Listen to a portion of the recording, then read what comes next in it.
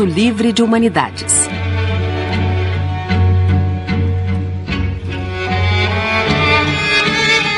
Módulo 1. Filosofia. A filosofia no século XXI. A pós-modernidade.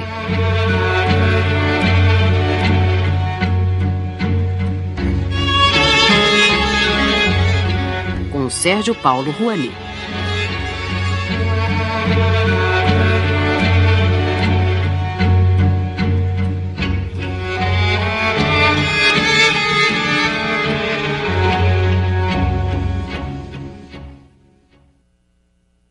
Eu gostaria de então dizer, mais ou menos tentando corresponder ao que está na sinopse e ao que o título dá a impressão, falar um pouco sobre a filosofia moderna. E eu acho que aí seria importante, sim, começar definindo o que a gente entende por modernidade. Há várias maneiras possíveis de definir a modernidade. Eu vou reduzir apenas duas. Existe a maneira mais simples, que é uma maneira cronológica. Modernidade é aquilo que é moderno, modernidade é aquilo que aconteceu há pouco tempo, ou aquilo do qual somos contemporâneos. Então, nesse caso, nós diríamos que a modernidade, digamos, teria começado, digamos, no século XVII, com o advento do capitalismo mercantil e o alvorecer da visão científica do mundo. E a modernidade filosófica seria tudo aquilo que começou, digamos, com Descartes, com Bacon e chegou, passando pelo século XVIII, chegou até o período contemporâneo.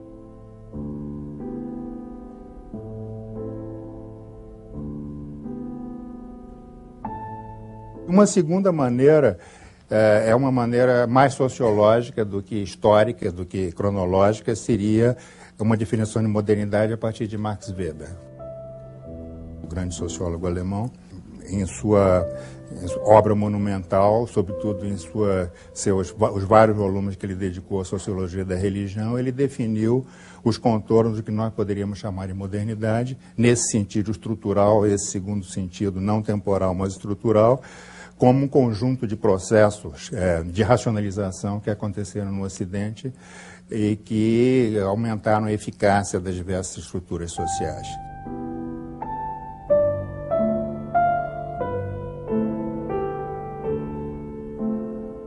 Isso significa, nós podemos falar em racionalização, digamos, na esfera econômica. Nesse caso, poderíamos até falar numa modernidade econômica, que seria caracterizada por características como a incorporação incessante da ciência e da tecnologia ao processo produtivo, gestão econômica racional da empresa, modernidade política, que seria o que Weber chamava de dominação legal, monopólio da violência por parte do Estado, estabelecimento de um sistema tributário central, de um exército central, sobretudo a burocracia, que na terminologia de Weber não designa uma coisa depreciativa, e sim uma prova justamente de maturidade, de modernidade política. E modernidade cultural, que seria o famoso processo de desencantamento do mundo. Entzauberung, em alemão, ou dessacralização, existem várias traduções possíveis para esse termo, para designar sempre a mesma coisa, que é o processo pelo qual a religião, que até aquele momento era hegemônica, todas as outras esferas de valor, como ele diz, coexistiam simbioticamente no bojo da religião. Com o processo da modernidade, a religião recuou, e várias coisas que estavam embutidas na religião passaram a adquirir autonomia, como a esfera da moral, a esfera do direito, a esfera da ciência, etc. E nós incluiríamos aí a filosofia como uma das disciplinas em que se manifesta de maneira mais clara a modernidade nesse sentido estrutural. Talvez a melhor maneira de se referir à modernidade sem cometer abusos terminológicos excessivos seria tentar, de alguma maneira, combinar as duas perspectivas, a perspectiva que eu chamei de estrutural.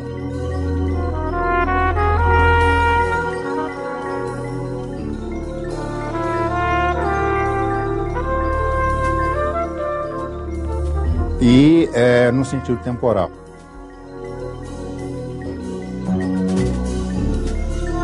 E combinando esses dois critérios, Eu diria que sim, nós podemos chamar de modernidade tudo aquilo que vem entre o final do século XVIII e o presente. Isso é bastante conveniente, porque isso nos permite falar do que habitualmente se entende por filosofia moderna, sem cometer nenhuma criação terminológica excessivamente extravagante. Quando se fala em filosofia moderna, habitualmente se fala assim com Kant e tudo que veio no século XIX a partir de Kant.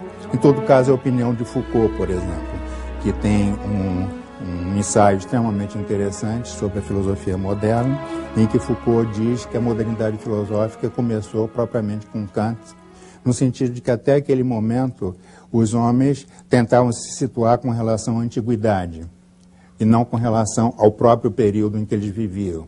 Então, por exemplo, existem desde a Idade Média, as pessoas se situavam, a famosa querela dos antigos e dos modernos, começou, na verdade, na Idade Média, a partir de um momento em que os professores da Universidade de Sorbonne, passaram a se dividir entre aqueles que aderiam a uma filosofia aristotélica e aqueles que permaneciam vinculados a uma visão pré-aristotélica. A divisão entre antiqui e moderni passou a se dar em torno do critério da adesão ou não à filosofia aristotélica, embora o grande exemplo da modernidade, dessa divisão entre moderno e não moderno, tenha ocorrido no século XVII, a famosa querela dos antigos e dos modernos, uma querela mais literária, mas que abrangeu também as demais esferas da cultura, em que o mundo cultural francês, e inglês também em parte, passou a se dividir entre aqueles que achavam que os antigos eram superiores aos modernos e aqueles que achavam que os modernos eram superiores aos antigos. Basicamente em torno de poetas como Homero, por exemplo, os modernos achavam que Homero já era uma velharia de museu, ao passo que os antigos tinham uma atitude, os antigos no sentido de partidário dos antigos, tinham uma atitude mais reverente com relação a Homero. Pois bem, o que o Foucault diz é o seguinte: até aquele momento, os homens se situavam sempre com relação à antiguidade, sempre com relação a algo situado do outro lado, além da própria atualidade ou contemporaneidade em que eles viviam. A característica da modernidade é que, pela primeira vez, o homem deixou de se situar com relação aos antigos e passou a buscar, na própria modernidade, em sua própria atualidade, critérios. Ele nos pergunta, a pergunta não era mais eu sou melhor ou pior que os meus antepassados, a pergunta passou a ser o que é esta atualidade na qual eu vivo, como posso eu extrair, aurir dessa atualidade, critérios definidores que me permitam dizer o que eu sou enquanto homem, digamos, do século XVIII. Então, o Kant teria sido o inaugurador, então, da modernidade, compreendida nesse sentido, e também foi o homem que definiu a modernidade em termos da famosa fórmula que passou a ser praticamente a carteira de identidade do iluminismo, Dolf Kleon, quando ele disse que a modernidade significa a capacidade de pensar por si mesmo. Uma capacidade de recusar tutelas, custódias alheias impostas pela autoridade, fosse ela secular ou religiosa, e o homem se define, um homem moderno é aquele que ousa pensar por si mesmo. Razão pela qual o lema do iluminismo, na definição de Kant, passou a ser sapere aude, ousa saber.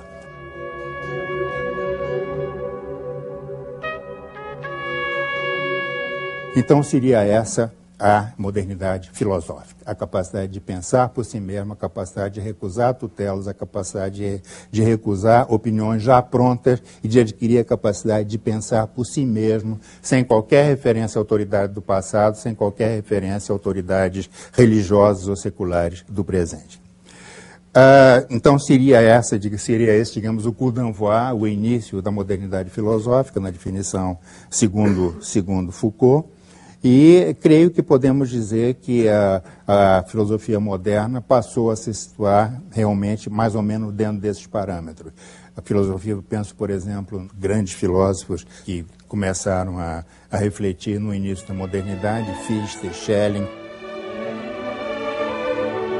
e sobretudo Hegel, o mais influente desses filósofos idealistas, desses grandes filósofos idealistas alemães, que passou a refletir a modernidade de uma maneira bastante curiosa. Não foi propriamente um hino de louvor à modernidade, como nós somos legais, como nós somos mais inteligentes. Não era isto. Era uma reflexão profundamente problemática e problematizante sobre a modernidade, no sentido de desenraizamento das pessoas. Marx vai falar depois sobre essa problemática do desenraizamento no Manifesto Comunista, por exemplo, entre outros lugares, o fato de que os homens perdem as suas vinculações naturais, o camponês perde a sua vinculação natural com a terra do seu nascimento, com o solo, há uma migração, um desenraizamento, um sofrimento, um dilaceramento muito grande, e de modo geral, que pode dizer isso, se refletir até em Kant, há uma vivência de desmembramento, de fragmentação, que, por exemplo, se verifica na própria razão kantiana. A razão, até aquele momento, era considerada uma ratio, era uma coisa homogênea e única. Passou a se desmembrar nas três razões kantianas: a razão prática, a razão teórica e a razão estética, digamos, na terceira crítica, que é a crítica do gosto, a crítica do julgamento. E o homem tinha sido desmembrado, por sua vez, em papéis frequentemente contraditórios. Ele era, ao mesmo tempo, o citoyen, membro de uma comunidade política, ele era um burguês enquanto agente econômico, e ele era também o particular enquanto indivíduo e membro de uma família. Portanto, papéis contraditórios que, em tese, existiam de uma maneira unitária em outras fases históricas, mas que a característica da modernidade foi que esse homem unitário, passou a se desmembrar da mesma maneira que aquela razão unitária se fragmentou, se atomizou também em diversas razões mais ou menos separadas entre si. E a reflexão da filosofia moderna foi muito curiosa, porque não resultou numa espécie de endeusamento da modernidade, ela não foi entronizada, não houve uma canonização da modernidade, houve sim uma tomada de consciência de como era dilacerada e dilacerante aquela modernidade, e o trabalho de Hegel é justamente tentar, de alguma maneira, recompor a unidade dessa que ele chama Sittliche Totalität, a totalidade ética, que tinha sido desmembrada pela modernidade, e a tentativa, então, de recompor no plano do pensamento.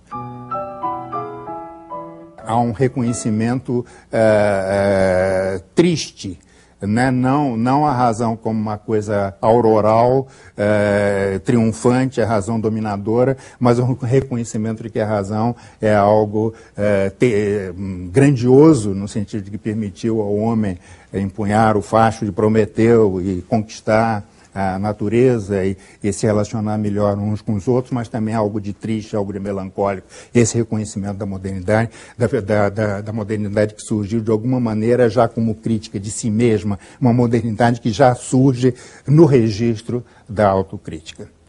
Mas uma autocrítica consoladora, no sentido de que nem tudo está perdido e de que é possível realmente lamber as feridas da modernidade e restaurar a rigidez dessa modernidade que já nasceu doente. Quais seriam os principais temas e motivos da filosofia moderna no século XX? Eu diria que quase todos são transformações desses temas característicos da proto-modernidade, da modernidade em sua origem. Então, digamos, sempre em torno da razão contra o combate quase o combate iluminista, né, da luz contra as trevas, da razão contra o obscurantismo, da razão contra a metafísica.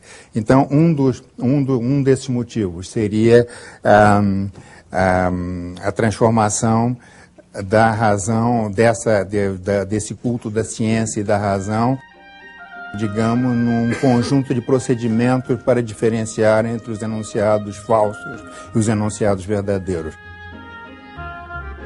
É a hora e a vez do empirismo e, no caso do século XX, do positivismo lógico e seus descendentes, né, mais tarde. Sempre, então, o culto da razão e da ciência, que já era característico dessa modernidade em seus primórdios, no século XX, num certo sentido, se empobreceu um pouco, porque se transformou quase que num conjunto de procedimentos para fazer a separação entre os bons enunciados, os enunciados da ciência e os enunciados da não ciência, ou entre entre os enunciados significativos e os não significativos. A filosofia da consciência, que era uma das características da modernidade hegeliana, da filosofia hegeliana, por exemplo, o Geist, o espírito, a consciência. A filosofia da consciência no século XX foi substituída depois da chamada guinada linguística, Linguistische Wendung, a guinada linguística, por uma transformação, por uma filosofia da linguagem. A linguagem passou a ocupar o lugar que no início da modernidade tinha sido desempenhado pela consciência. Então houve uma mudança de paradigma da filosofia da consciência para a filosofia da linguagem, no sentido de que a relação sujeito e objeto, num certo sentido, passou a ser substituído pela relação entre o falante e o mundo. Outra característica que seria a tentativa de enraizamento da razão no solo, no chão. Ainda no tempo de Hegel, a razão era uma coisa muito especulativa, muito abstrata. Então, no século XX, houve uma tentativa de dar um chão a essa razão que vivia, dessa razão nefelibata, que vivia mais nas nuvens que na Terra. Então, houve uma tentativa de enraizar na Lebenswelt, o chamado mundo terreno.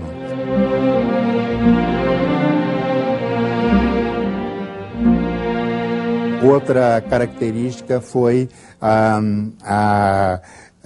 o desaparecimento do primado da teoria com relação à prática. De alguma maneira, a prática passou a ser, pelo menos, tão importante, em alguns casos, mais importante que a teoria.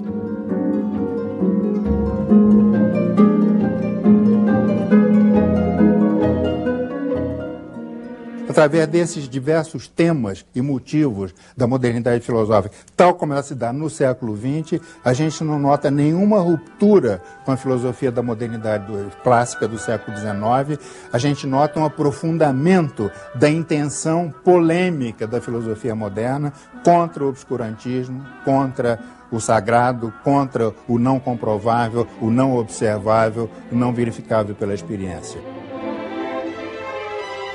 Em cada um desses motivos existe uma tentativa de ancorar a razão em algo de material. Num caso, por exemplo, através da filosofia da linguagem, por que houve o trânsito do paradigma da consciência para o paradigma da linguagem? Porque o paradigma da consciência é muito difícil de observar, é muito sujeito a improvisações, a imposturas metafísicas. É preciso recorrer à introspecção, por exemplo, para saber exatamente o que o sujeito da consciência está pensando, e é muito difícil, a introspecção é dificilmente controlável pela ciência. Então vamos substituir para uma relação falante-mundo, que é uma relação controlável pelos linguistas, acessível pelos linguistas. A ideia do enraizamento no mundo vivido, por que ficar aquela razão rarefeita de que falavam os filósofos, a razão que parecia sentir mais à vontade no céu que na terra? Vamos trazê-la de volta ao enraizamento concreto. E por que falar? Porque esse logocentrismo que faz com que os filósofos de antigamente, os primeiros modernos, davam esse privilégio quase idolátrico ao logos, à razão. Não, por que não tentar fazer uma inversão? É a famosa inversão que Marx operou, fazendo a filosofia de Hegel, que andava de cabeça para baixo, caminhar de novo sobre os seus pés. Então, vamos dar um privilégio à praxis com relação à teoria. Então, vocês veem que em todos esses motivos,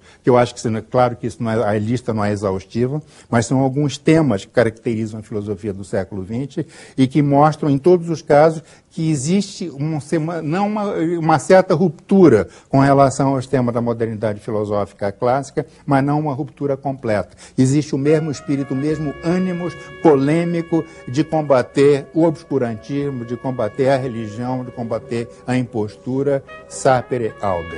É sempre a mesma palavra de ordem de Kant, é preciso ousar saber, é preciso ousar criar um instrumento, fortalecer um instrumento da razão, dar-lhe materialidade, fazer com que esse instrumento fique menos diáfano, fique menos etéreo e finque suas raízes na realidade concreta, no mundo concreto do aqui e do agora. E quem que ficou de fora? Nietzsche ficou de fora, não é verdade?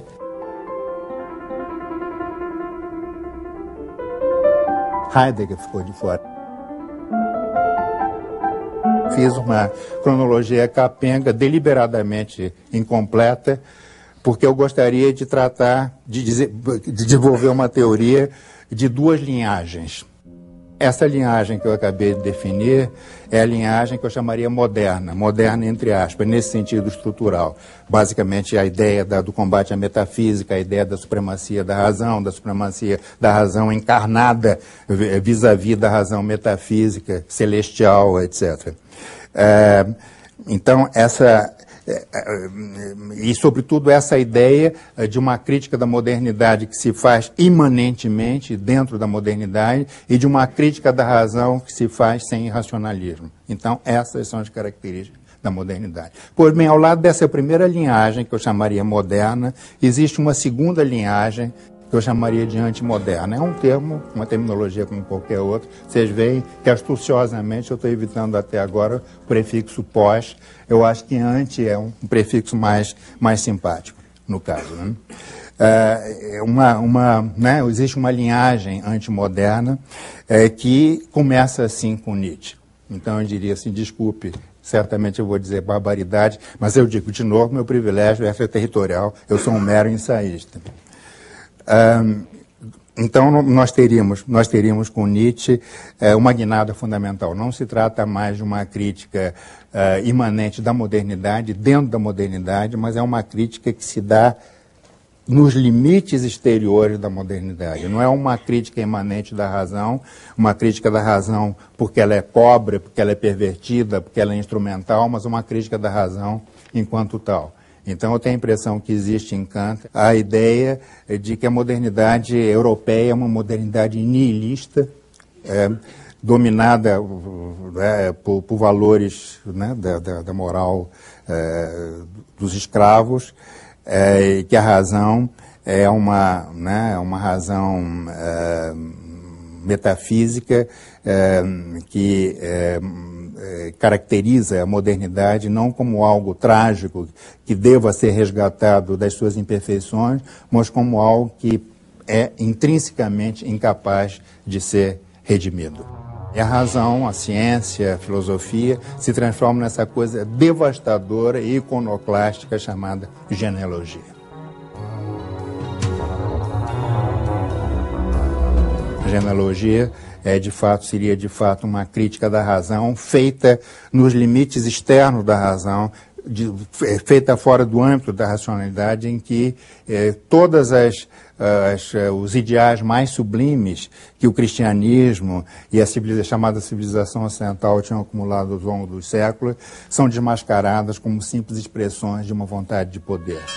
Bem, o mal, o dever, a consciência moral, são flatus vocis, são expressões que a crítica genealógica consegue desmascarar como simples expressão de niilismo, como simples expressão de uma vontade de poder anêmica, nihilista, no caso, que seria o niilismo da modernidade europeia. Em Heidegger, portanto, vocês notem que existe uma aporia fundamental. Se é verdade que existe essa crítica fundamental da razão, não é menos verdade que essa crítica fundamental da razão se faz a partir da razão.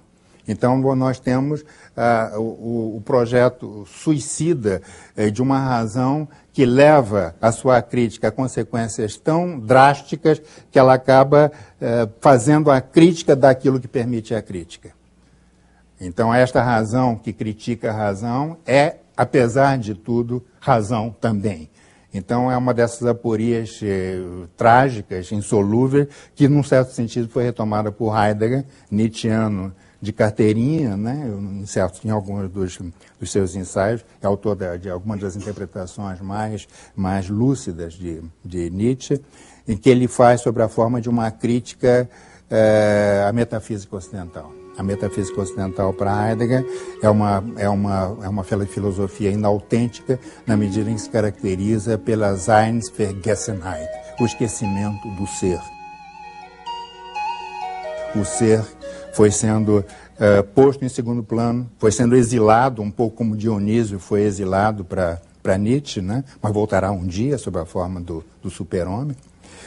A gente tem a impressão que no caso de Heidegger houve também essa ideia do ser como um ser exilado, que foi esquecido, que foi coberto por sedimentos crescentes de amnésia, Então é preciso resgatar o ser desse esquecimento a que ele foi submetido, a essa amnésia a que ele foi submetido pela metafísica ocidental, e só que Heidegger veio depois de Nietzsche. Está perfeitamente consciente do caráter aporético da crítica da razão feita por Nietzsche, que é uma crítica circular, uma crítica suicida. Ele tenta escapar à circularidade, dizendo que a razão que critica a metafísica ocidental não é atributo do sujeito, é atributo do próprio ser. Então, é o ser se autocriticando. Então, Heidegger não é um intérprete do ser. Ele, num certo sentido, é um funcionário do ser. Ele, através do qual a filosofia de Heidegger é um autopensamento, uma autorreflexão do ser, e, nesse sentido, se pode dizer que Heidegger teria feito uma tentativa de escapar à aporia suicida da razão que se autocritica. Nós notamos em Nietzsche e em Heidegger a presença desses elementos antimodernos, e creio que nós podemos também chegar até o presente para encontrar em várias filosofias contemporâneas traços dessa crítica da razão, dessa crítica antimoderna. Todos os céticos radicais do livro, por exemplo, que o Luiz Paulo Rouanet foi um dos editores, coordenadores, Razão Mínima, dá vários exemplos de alguns desses críticos radicais, são céticos radicais e racionalistas radicais, que prestaram um serviço inestimável à filosofia. O Luiz Paulo faz questão de salientar isso, e vários dos autores prestaram um serviço inestimável no sentido de que desestabilizaram as certezas dogmáticas dos filósofos da primeira linhagem. Então, os céticos confrontam as pessoas que acreditam na razão, que acreditam na verdade, que acreditam na objetividade, confrontam essas pessoas com seus próprios pressupostos e os obrigam a defender as suas posições. Nesse sentido, esses anarco-epistemologistas, por assim dizer, prestam ao filósofo da primeira linhagem um serviço de obrigá-los a pensar, de obrigá-los a repensar, a defender as suas certezas. Será que nós podemos dizer que existe uma influência entre a história externa e a história das ideias filosóficas? Eu tenho a impressão que a gente pode responder com um sim qualificado, um sim bastante prudente, no sentido de que a história influencia todas as dimensões da cultura, das quais a filosofia é parte constitutiva. Então, embora a gente não possa estabelecer uma mediação direta, digamos, entre o existencialismo e o fim da Segunda Guerra Mundial, Sartre, Saint-Germain-des-Prés, como uma consequência da Segunda Guerra Mundial, se pode sim estabelecer uma correlação entre grandes constelações históricas e um clima cultural geral, e a filosofia, na medida em que é parte integrante desse clima, se pode sim tentar estabelecer uma mediação. E aí, nesse sentido, quais seriam as três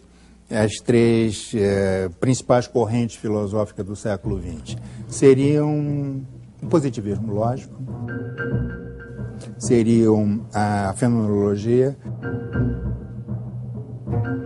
e seriam o marxismo, principalmente o marxismo chamado marxismo ocidental. Então eu diria que a ascensão do positivismo lógico acompanhou de uma maneira, através de um paralelismo bastante estreito, a ascensão dos dois totalitarismos do século de meados da primeira metade, primeiro terço do século XX, o de direita e o de esquerda. Na medida em que fosse possível desmascarar como não significativas as proposições ideológicas vindas seja da direita, seja da esquerda, isso seria um ganho para a ciência. Portanto, um ganho para os filósofos de primeira linhagem.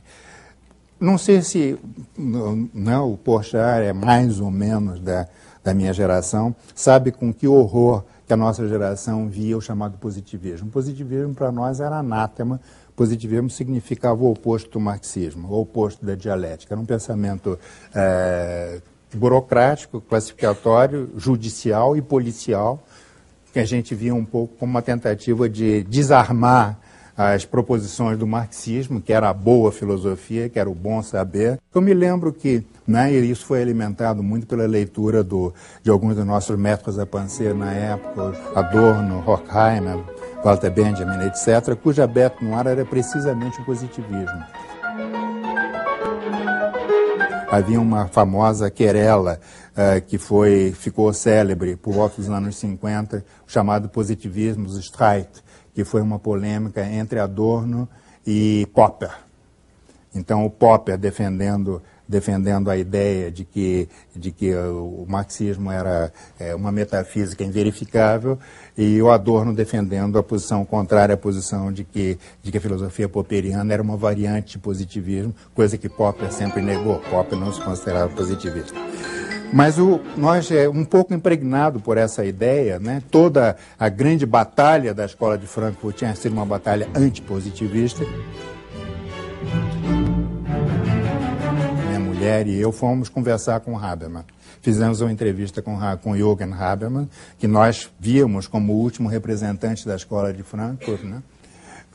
E, para nossa surpresa, esse homem que representava uma escola de pensamento que abominava o positivismo, considerava o positivismo um adversário visceral, Habermas só desmanchou-se em elogios ao positivismo a partir de um ponto de vista político, em que ele diz o seguinte: olha, o positivismo, você sabe que a vida toda, né, o Adorno, Horkheimer, Marcuse, eu próprio, né, nós combatemos o positivismo. Agora, uma coisa deve se dizer a favor do positivismo. O positivismo, pelo menos na Alemanha, passou a ser utilizado a serviço de uma boa causa.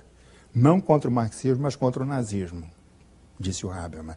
Então, no momento em que as universidades alemãs passaram a ser ideologizadas por professores nazistas e por estudantes nazistas, que diziam aquelas proposições abomináveis, sangue, solo, aquelas sandices, né, da ideologia nazista, houve um núcleo de professores positivistas extremamente corajosos que usou os instrumentos do positivismo para desamorcer, para desarmar esses argumentos, considerando-os sim metafísicos à luz dos critérios positivistas. E mais, disse Habermas, eu não conheci dos filósofos que ficaram na Alemanha durante o nazismo, eu não conheço um único filósofo positivista que tivesse aderido ao nazismo, mas conheci vários filósofos hegelianos que aderiram ao nazismo.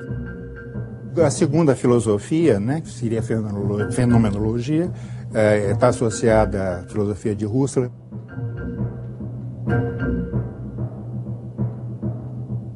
A fenomenologia conheceu várias derivações.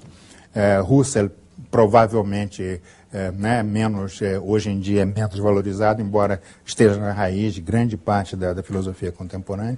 Heidegger, por exemplo, era um husserliano de primeira hora, Sartre foi outro.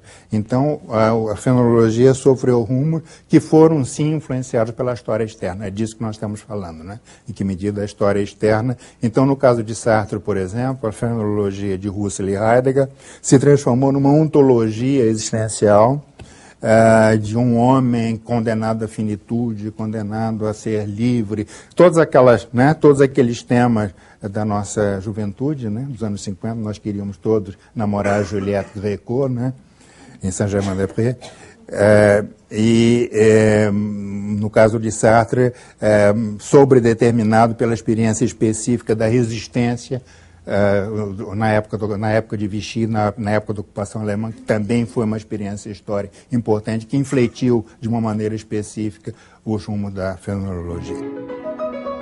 E a terceira categoria, o marxismo, a terceira corrente, dentro influenciada pela história, que foi o marxismo, foi evidentemente a Revolução de Outubro, a Revolução de 1917, a Revolução Soviética,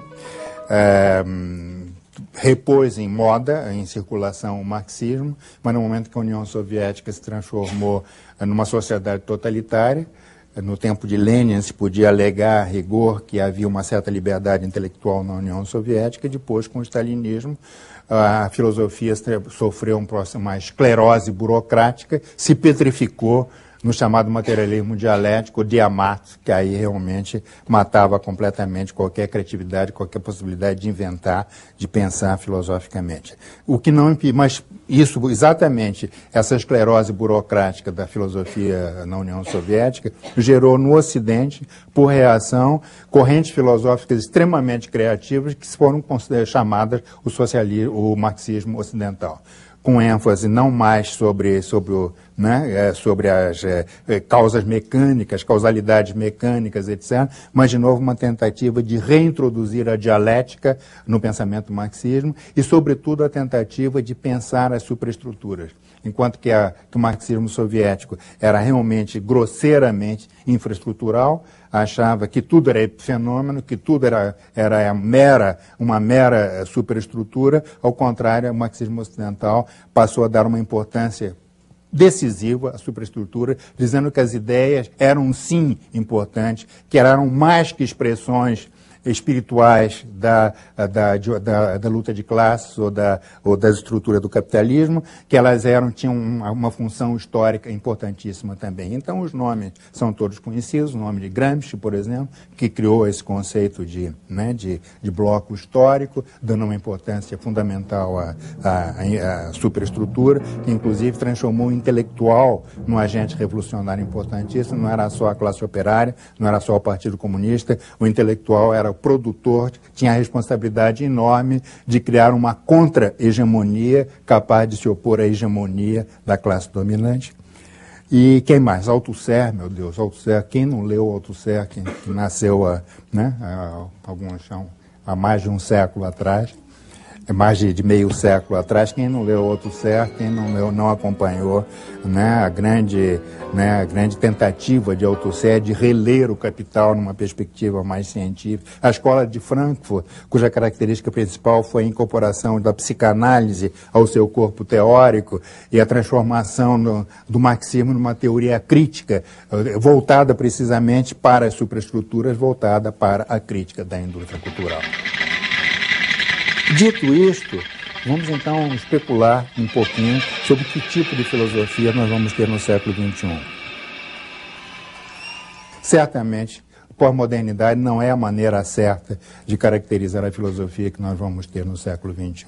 Pós-modernidade, o que é? O que se chama habitualmente de pós-modernidade? Um certo estilo de filosofar caracterizado por uma flexibilidade maior, por uma abertura maior, por uma tolerância maior, por uma capacidade maior de conviver com os contrários, por uma pressa menor de fazer grande síntese, por uma espécie de idealização do fragmentário, de amor pelo inacabado, pelo efêmero, comparado com a compulsividade da filosofia moderna, que seria dogmática, que seria inflexível, que seria categórica, que seria peremptória, que funcionaria na base de certezas definitivas e de universos conceituais fechados. Então, é um pouco assim que as pessoas imaginam o contraste entre a filosofia moderna e a filosofia pós-moderna, e não deixa de haver uma certa plausibilidade superficial nessa descrição. Se nós lemos, por exemplo, se comparamos, por exemplo, a prosa impenetrável de um Hegel com o estilo quase lúdico de um Vattimo, por exemplo, de um Gianni Vattimo, italiano, a gente tem a impressão que, de fato, existe uma diferença qualitativa. São duas maneiras de fazer filosofia, são duas maneiras de pensar, e não há nenhum inconveniente em separar, em caracterizar esse abismo entre dois tipos de filosofemas, dizendo que nunca um caso se situa no campo moderno e o outro no campo pós-moderno. Mas, infelizmente, eu acho que não é verdade. Eu acho que é um rótulo vazio. Se nós pegamos os filósofos que se consideram pós-modernos, eles pertencem ou à linhagem antimoderna, na medida em que são irracionalistas à outrance, são antimodernos à outrance, ou se filiam à vertente da filosofia moderna, que, como eu disse, na medida em que se limitam apenas a criticar não a razão, mas o uso instrumental da razão. Não a modernidade, mas o lado repressivo da modernidade.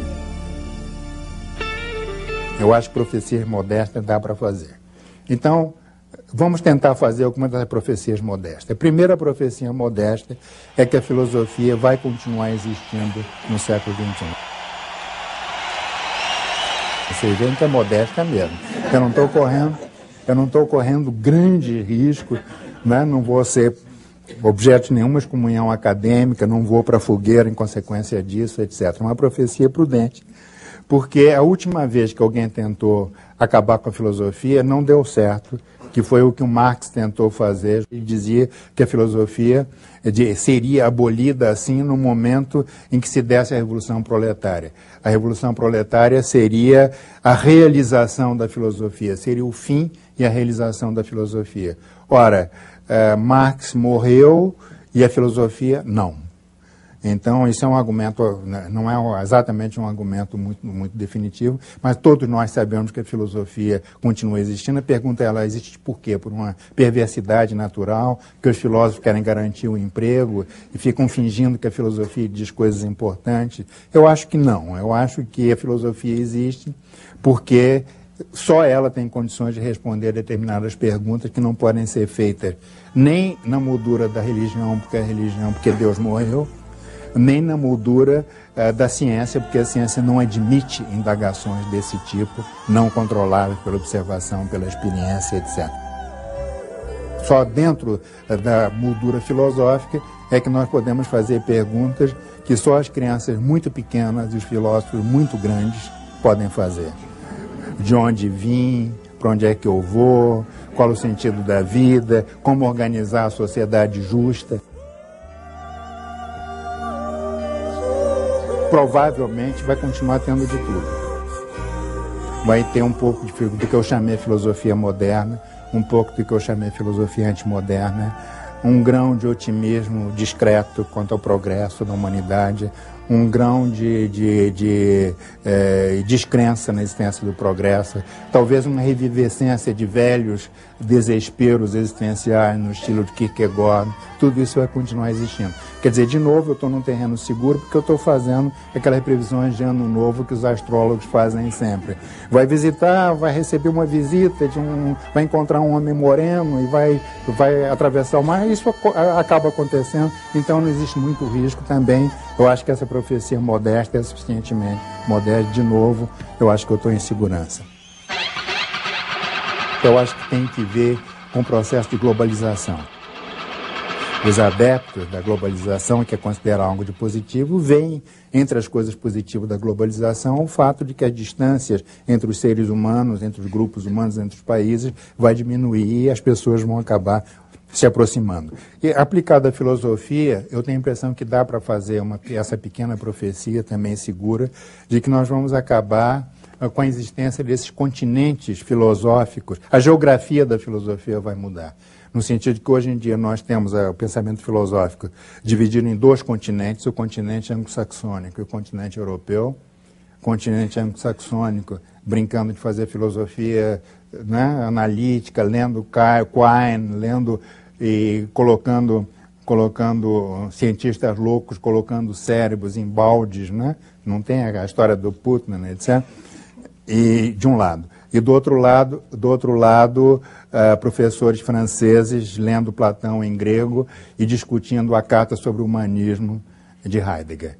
E talvez também outra consequência da globalização seja um conhecimento, uma tomada de conhecimento maior da filosofia oriental.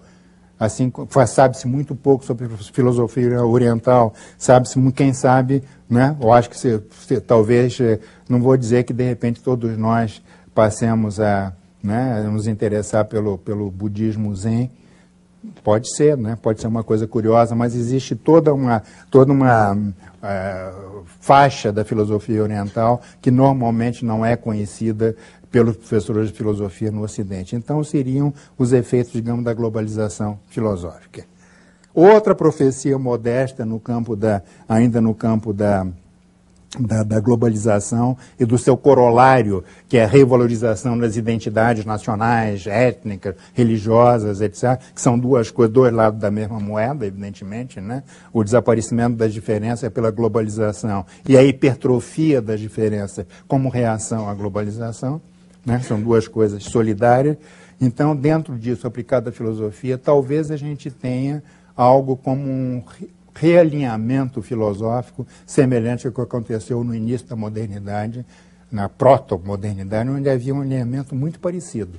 De um lado, o cosmopolitismo filosófico que vinha dos filósofos da Ilustração, o mundo é uma sociedade só, não existem barreiras entre os homens, e, por outro lado, como resistência a esse universalismo da Ilustração, particularismos filosóficos, como no caso de Herder, por exemplo, né, que criou toda uma maneira de filosofar baseada na rejeição do universal.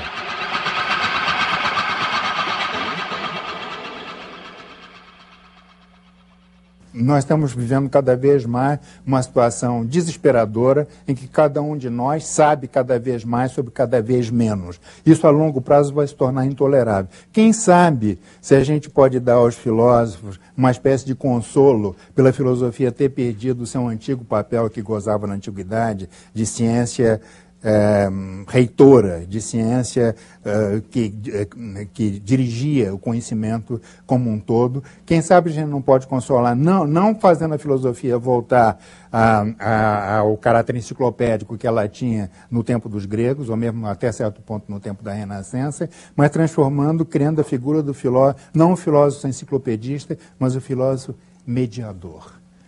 Quem sabe se ele não pode ser um duplo mediador nesse duplo sentido, mediador entre os diversos ramos do saber e mediador entre o saber e as pessoas comuns. É claro que isso parece um sonho impossível, mas quem sabe o próprio progresso da ciência, que cria essa separação, essa complexidade, essa incomunicabilidade entre as várias áreas do conhecimento, quem sabe se o próprio progresso do conhecimento não vai criar recursos eletrônicos tão poderosos que finalmente o filósofo possa, ajudado por esses recursos eletrônicos, por esses supercomputadores, tentar promover essa integração, né? tentar reconduzir, não diria unidade, mas tentar estabelecer um diálogo entre esses fragmentos diaspóricos do saber, de alguma maneira tentar restabelecer um contato. Mas, e com isso eu termino, existem duas maneiras de estabelecer uma relação com o futuro.